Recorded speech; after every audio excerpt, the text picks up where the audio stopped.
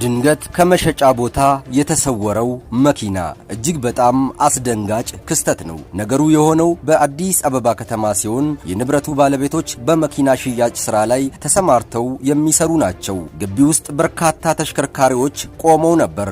ነገር ግን ባለቤቶቹ ጠዋት ወደ ስራ ቦታቸው ሲመጡ ያልጠበቁት አስደንጋጭ ነገር ገጠማቸው።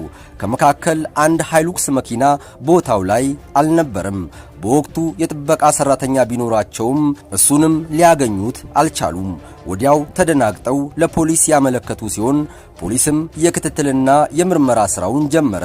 ከቀናት በኋላም ከአዲስ አበባ የተሰወረው መኪና ማዕከላዊ ኢትዮጵያ ክልል ሃላባ ዞን እንደደረሰ ፖሊስ መረጃ ያገኛል። እንዴትና በማን ድርጊቱ ሊፈጸም ቻለ የሚለው የሁሉም ጥያቄ ነበር። በመጨረሻም ፖሊስ የደረሰበትን ውጤት አስታውቋል። ሙሉ መረጃውን እነሆ ከዘገባችን ተከታተሉ።